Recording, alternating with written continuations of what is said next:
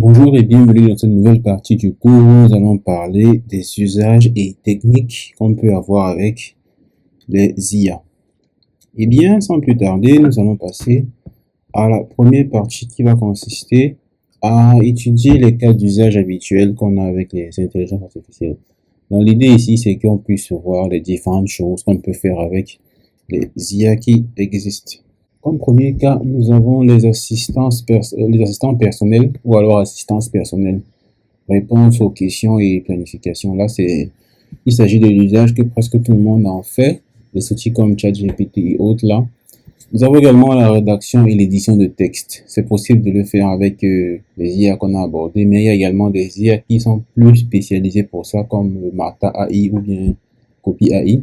Dans une prochaine section, on va un peu parler plus en détail de comment utiliser ces IA spécifiques-là. C'est également utilisé pour l'analyse de données et les résumés. Donc, vous pouvez lui fournir, par exemple, un long tableau et lui poser des questions par rapport à ce qui est dans le tableau.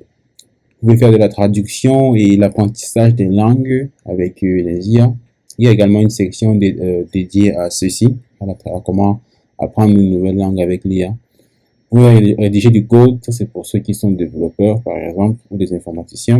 Vous pouvez faire du traitement de texte. Donc quand vous avez saisi un texte, par exemple une lettre ou un communiqué, vous pouvez venir demander à l'IA de corriger certaines parties pour vous ou bien de vous suggérer des améliorations. C'est de ça qu'il est question quand on parle de traitement de texte. Il y a également de la recherche et exploration et du brainstorming. C'est plus ou moins la même chose. Le brainstorming, c'est quand vous avez une idée et que vous voulez l'étudier, est-ce que c'est une bonne idée ou pas, est-ce qu'il y a d'autres idées qui peuvent arriver, c'est ça du brainstorming. Et bien la recherche et l'exploration, c'est essentiellement, comme le nom indique, faire des recherches par exemple sur Internet pour trouver des infos avec des outils comme Perplexity AI.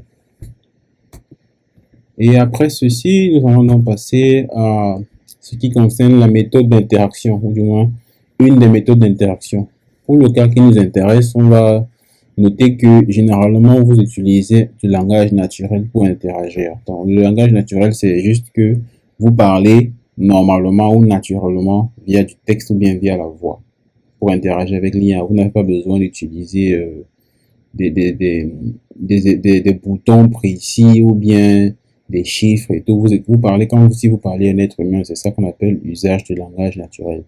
Ensuite, vous pouvez poser la question en n'importe quelle langue et vous pouvez demander justement à l'IA d'adapter le ton avec lequel il vous parle selon un certain style. Donc, vous pouvez lui dire comporte-toi comme un expert comptable et il répond qu'en utilisant les termes du jargon comptable. Par exemple, là, il va vous parler avec un jargon technique. Vous pouvez lui demander ne répondre que comme Beethoven, par exemple. Et là, tout ce qu'il va vous dire sera comme Beethoven l'aurait dit, et ainsi de suite. Vous pouvez également, une autre méthode d'interaction, c'est la résolution de problèmes complexes en étape par étape. Donc, vous pouvez lui demander de répondre à une question en particulier, mais vous pouvez carrément lui dire de répondre à la question en la traitant étape par étape. Vous demandez d'écrire la liste des étapes, ensuite développer chacune d'elles pour arriver à la solution. Et également, vous pouvez fournir une image et poser une question. Donc, c'est pas forcément faisable sur toutes les IA qui existent, ceci, mais la plupart commencent à avoir cette fonctionnalité-là. Maintenant, on va étudier ce que c'est que le prompt engineering. C'est essentiellement l'art de formuler les requêtes. Dans les chapitres précédents, je vous ai dit que les prompts, ce sont les requêtes qu'on envoie aux IA. Et les requêtes, en fait, c'est les questions. Tout ce que vous demandez à une IA est considéré comme un prompt. C'est ça le terme technique, c'est ça le terme le plus utilisé. Donc, prompt engineering, c'est l'art de formuler les requêtes en français. Et c'est une technique qui consiste à communiquer efficacement avec une intelligence artificielle générative pour obtenir les meilleurs résultats possibles. Donc, les caractéristiques de cette technique, c'est que les requêtes sont claires, elles sont très spécifiques dans la façon dont elles sont écrites. Lorsqu'on écrit des requêtes en suivant les principes du prompt engineering, on utilise des formats structurés, donc on lui donne des listes, on lui demande de penser en étapes, ainsi de suite. On inclut le plus d'informations possible, on lui demande des exemples. Donc, si vous voulez que l'IA réponde à une question d'une manière précise, vous pouvez me donner un exemple de réponse que vous attendez de sa part. Vous pouvez également faire des itérations et finalement vous poser une question. Si la réponse ne vous arrange pas, vous pouvez reposer la même question mais en modifiant légèrement certaines parties. Donc, ce sont les principes qui guident un peu le concept de prompt engineering. Maintenant, on va passer à quelques exemples de prompts. Donc là déjà, on va voir ce que c'est qu'un mauvais prompt. Parce que comme je dis, il y a des bons et des mauvais prompts. Et le but justement du prompt engineering, c'est que vous sachiez comment faire des bons prompts, peu importe l'IA que vous utilisez. Donc là, par exemple, on a un prompt qui dit explique-moi l'intelligence artificielle. Donc ça, on peut prendre en call dans n'importe quelle IA et on va avoir une réponse. Mais le problème avec ce prompt, c'est qu'il est trop vague et beaucoup trop général. Parce que là, vous ne dites pas si vous voulez que l'IA, que cela vous explique l'intelligence artificielle, comme si vous aviez peut-être 5 ans, ou bien pour un étudiant de 3e année, pour un avocat, ainsi de suite. Donc, il n'y a pas de contexte, il n'y a pas de spécificité, donc c'est beaucoup trop général. Ça n'indique pas le niveau de détail souhaité. Est-ce que vous voulez, par exemple, qu'on vous explique l'intelligence artificielle juste du point de vue global et accessible à tout le monde, ou bien vous voulez qu'on vous explique l'intelligence artificielle comme si vous étiez un professeur de mathématiques avec le maximum de détails possible. Et ça ne guide justement pas l'IA vers une réponse structurée, parce que là, les systèmes peuvent vous donner n'importe quoi comme réponse. Ça peut vous donner 2 paragraphes, ou ça peut vous donner un seul paragraphe. Or, si vous faites un bon prompt, vous pouvez lui dire aborde tel sujet, ainsi de suite. Donc, c'est ça qui fait que cette phrase-ci est un mauvais prompt. Maintenant, on va passer à ce que c'est un bon prompt. Donc, voilà par exemple un bon prompt pour le même problème. On va le dire, en tant que professeur d'informatique, je dois préparer une leçon de 30 minutes sur l'intelligence artificielle pour les étudiants de première année d'université. Pouvez-vous m'aider à structurer cette leçon suivant ces étapes? Donc là, on donne carrément les étapes. Définissez l'IA en termes simples, 2-3 phrases. Énumérez 3 types principaux d'IA avec un exemple concret pour chacun. Expliquez brièvement le fonctionnement de base d'un réseau de neurones artificiels. Proposez 2 avantages et 2 défis éthiques liés à ceci. Suggérez une activité. Ensuite, on le dit, assurez-vous que le contenu soit adapté à des débutants en informatique. Si possible, incluez une analogie pour illustrer le concept d'apprentissage machine. Après avoir fourni ces informations, je vous demanderai peut-être d'approfondir certains points spécifiques. Donc, dans ce prompt-là, il y a plusieurs parties qu'on peut étudier. Déjà, il y a la première partie qui est une sorte d'introduction qui permet de donner une sorte de contexte général à l'IA. Je lui dis qu'en tant que professeur d'informatique, je dois préparer une leçon de 30 minutes, par exemple, sur l'intelligence artificielle. Et je dis que c'est pour les étudiants de première année d'université. Maintenant, je demande, est-ce que tu peux m'aider à structurer cette leçon suivant les étapes suivantes? Donc là, je lui dis déjà qui je suis et je donne mon objectif.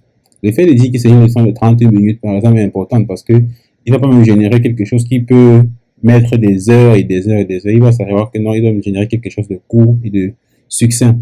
Ensuite, je donne la structure de ce que je veux. Je ne le laisse pas imaginer par quoi commencer et par quoi finir. Je lui dis, je veux ceci, ceci, ceci. Et maintenant, je lui demande que, bon, le contenu que tu fais, c'est pour une audience qui est débutant en informatique. Et je veux qu'il inclue dans des analogies pour expliquer certains concepts. Donc, je donne le maximum de points spécifiques. Donc, rapidement, on va passer à une petite démo. On va copier-coller ces 2 prompts dans 2 IA et voir comment ça fonctionne. Donc, si je viens... Déjà, je vais commencer par celui-ci. Mauvais prompt. Donc, si je prends ça, explique-moi l'intelligence artificielle. Je viens maintenant dans Claude AI et je fais... Ah, désolé, je fais un nouveau chat. Oui. Je dis ça et je colle ça. Explique-moi l'intelligence artificielle. Ça, c'est le mauvais prompt. Si je fais ça, j'envoie.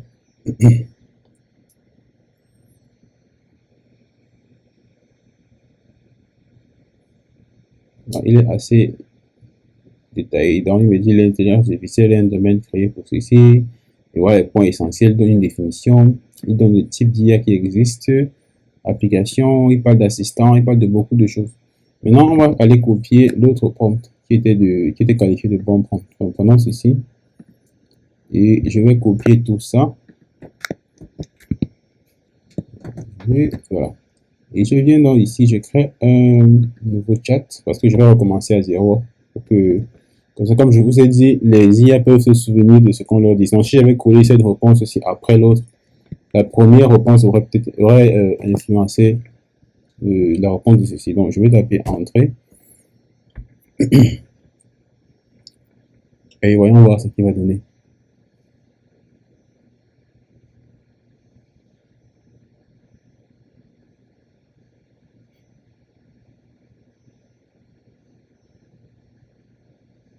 Voilà.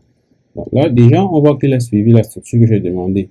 Donner une définition simple, donner trois types principaux d'IA avec les exemples pour chacun. Donc, il parle d'IA étroite, IA générale, IA supervisée, non supervisée. Et également, il parle du fonctionnement d'un réseau de neurones. C'est ce que j'ai demandé dans l'étape 3. Étape 4, j'ai demandé les avantages et défis éthiques. Donc, avantage, c'est ça. Défi, c'est ceci. Et la dernière étape, c'était de suggérer une activité pratique simple pour les étudiants que les étudiants pourraient réaliser pour mieux comprendre. Donc, il m'a donné une suggestion, diviser la classe en trois groupes. Un étudiant pense à un animal, un autre pose une question, oui ou non, et ainsi de suite. Et ensuite, il a donc donné une analogie. Et après, il me dit, je suis prêt à faire. Donc, vous voyez que là, j'ai un résultat beaucoup plus plausible par rapport à ce que je veux. Parce que là, je dis que je voulais un cours que j'allais enseigner pendant 30 minutes. Et je dis que je suis professeur d'informatique, ainsi de suite. Donc là, j'ai un résultat qui est assez intéressant. Quelqu'un d'autre aurait pu écrire, comme dans le prompt précédent, explique-moi l'IA, et ça aurait donné une réponse sur laquelle il allait se baser pour poser d'autres questions. Or là, je suis en train de lui dire clairement ce que je veux, comment je veux que ce soit structuré. Et c'est pour ça que j'ai ce résultat. Donc c'est pour ça qu'on parle de bon et de mauvais prompt. Et justement, le prompt engineering, c'est l'art de connaître comment écrire des messages comme ça, en fait. Donc, étudier le prompt engineering, c'est ça. Je vais revenir donc dans la présentation pour la suite. Donc, après l'étude des deux exemples de prompt, on va passer donc à ce qu'on appelle le super prompt.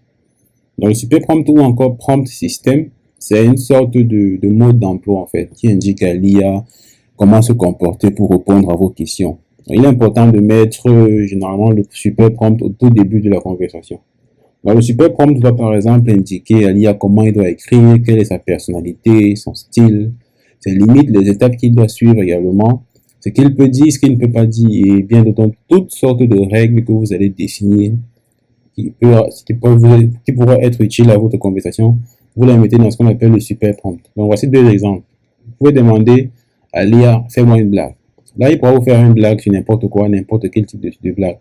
Mais si vous voulez des blagues en particulier sur un domaine, vous pouvez dire tu es un comédien spécialisé dans l'humour, bienveillant, adapté aux enfants, et vous dites fais-moi une blague. Là, ça n'aura pas forcément les mêmes réponses. Donc, vous allez noter que dans cette partie-ci, j'ai commencé par tu es un comédien. Là, je suis en train de dire à l'IA qu'il est un comédien spécialisé dans l'humour bienveillant. Je lui dis qui il est. Donc là, j'ai dit sa personnalité. Dans ce super prompt, se focalise simplement sur la personnalité de l'IA. Maintenant, d'autres super prompts pourraient dire tu es un comédien spécialisé dans l'humour bienveillant adapté aux enfants et tu ne parles qu'en termes shakespeariens. Donc, tu ne parles que comme Shakespeare. Ainsi de suite. Donc là, ce serait le style. Les limites, je peux lui dire tu ne dois pas faire de blagues qui ne soient pas compréhensibles par un enfant de moins de 5 ans, ainsi de suite. C'est un peu ça. Plus vous avez des règles à mettre en place, plus le super prompt sera long. Mais une chose qui est très importante, c'est que le super prompt se met généralement et toujours au début de la conversation avec l'IA. Donc, fais-moi une blague, je vais prendre ça et tester dans une conversation avec Claude. Je dis, fais-moi une blague. On va voir le résultat qu'il va donner. Ensuite, on va comparer avec ça. On a une blague là. Maintenant, si je dis plutôt tu es un comédien, fais-moi une blague comme ceci. Donc, je vais prendre ça. Et je mets ici, tu es un comédien, fais-moi une blague.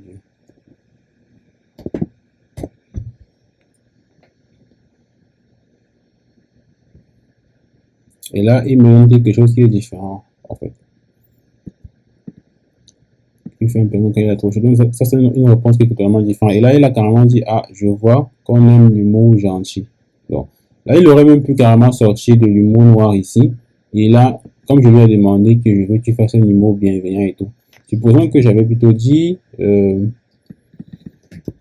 tu es un humour noir. Là, l'humour noir. J'ai fait ça.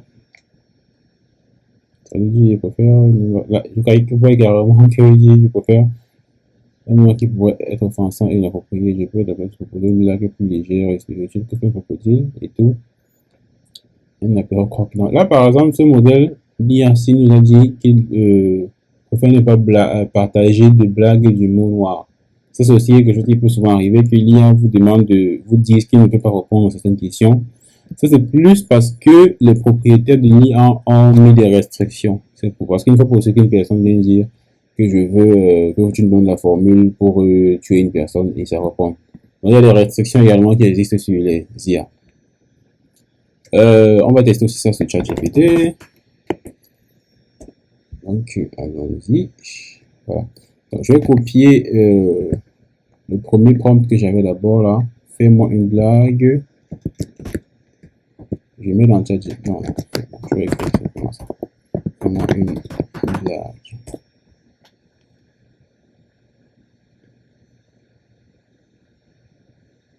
Bon. Voilà la réponse qu'il a donnée. Maintenant, si je lui dis qu'il est un comédien pour enfants, et je demande qu'il me fasse une blague.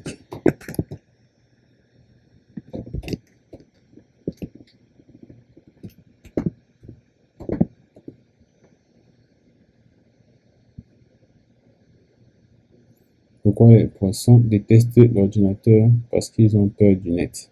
Donc, voilà encore une autre blague. À chaque fois, vous allez remarquer que ça va me donner des styles de blagues différents en fonction de ce que je lui ai dit, en fait, au début.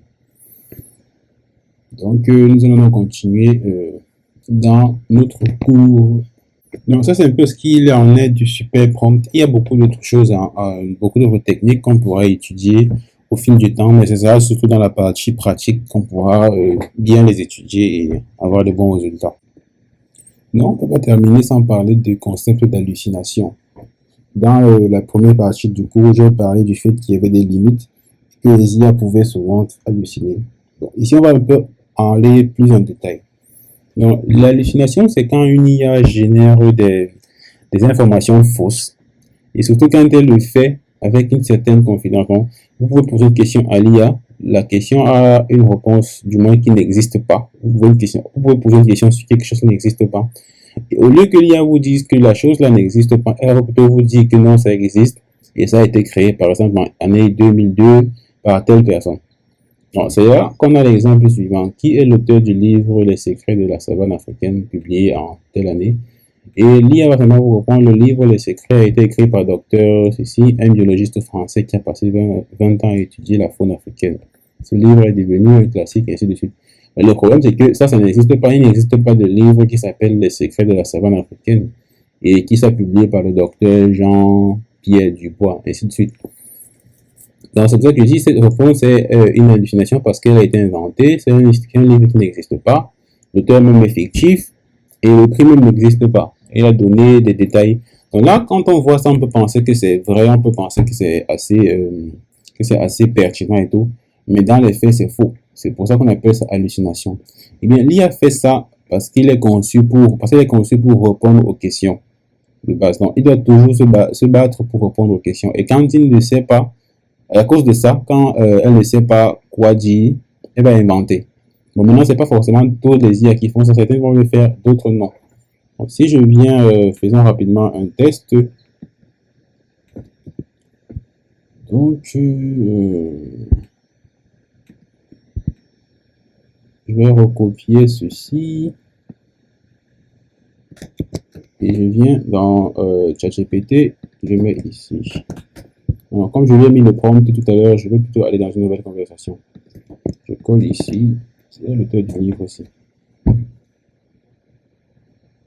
Là, il change carrément. Il dit a été écrit par l'auteur camerounais Mongo Betty, les enjeux environnementaux et tout. Mais juste une question, chef, Mongo Betty n'a pas écrit ce livre, ça n'existe pas. Donc, je vais encore faire une deuxième fois. Cette fois-ci, il me dit plutôt que ça a été c'est Bernard Dupont, ce livre sur la faune, et ainsi de suite. Donc, je vais lui poser la même question deux fois à ChatGPT et il a donné deux réponses différentes. Ça, c'est essentiellement parce que ce livre-ci n'existe pas. Et dans les deux cas, il a donc halluciné. Maintenant, si on va remarquer que si je pose la même question à une autre IA, prenons Claude par exemple, je lui pose la question, on va voir ce qu'il va dire. Vous allez voir qu'il y a une certaine différence essentiellement. Qui est l'auteur du livre ici? Je suis transparent, je ne peux pas être certain de l'existence du livre Les secrets de la savane, publié. Comme il s'agit d'un titre très spécifique et relativement obscur, il est possible que je puisse halluciner des informations. Ouais, là, cette IA est capable de dire qu'il peut halluciner des informations à ce sujet. Il serait préférable de vérifier cette information, et ainsi de suite. Donc, voici par exemple une IA qui est beaucoup mieux que ChatGPT dans le sens où, au lieu d'halluciner, donner une information fausse parce qu'il est requis de répondre, il a carrément dit non, il se trouve que je ne connais pas ce livre, donc je vous invite à aller vérifier l'information. Donc certaines IA vont être capables de savoir quand elles sont en train d'halluciner, tandis que d'autres non. Donc ça c'est aussi parce que les gens qui créent ces IA-là vont avoir des méthodes différentes pour le faire et les IA vont être entraînées, c'est-à-dire créées avec des sources de données variables. Et les instructions également. Donc l'IA a été instruite que si tu ne connais pas quelque chose, dis simplement que tu ne connais pas au lieu de répondre, au lieu de dire donner une réponse à la chose. Donc ça c'est une illustration de comment les hallucinations fonctionnent donc avec les IA. Donc ouais, comme on a pu voir, c'est assez important de connaître que les hallucinations existent et comment ils fonctionnent. Et il faut être capable de les détecter. Et pour ça donc, je vous invite vraiment à ce que quand l'IA vous donne une réponse et que vous vous rendez compte que vous n'êtes pas sûr, vous essayez de vérifier. Donc si ça vous dit le livre des secrets de la savane a été écrit par Dr. Si, vous pouvez donc recopier le nom, aller sur Google chercher est-ce que ce docteur existe, et ainsi de suite. Donc c'est assez important et c'est simplement pour ça que on n'utilise pas l'IA forcément pour demander ce qui s'est passé dans l'histoire ou bien pour demander les actualités. Parce que vous ne pouvez pas demander à l'IA qu'est-ce qui s'est passé ce matin ou aujourd'hui en France ou bien au Cameroun. Il n'est pas au courant de ça. Donc c'est plus important d'utiliser l'IA pour faire des choses comme traduire un texte, expliquer quelque chose qui se trouve dans un texte, et ainsi de suite. C'est beaucoup plus cohérent de faire ça.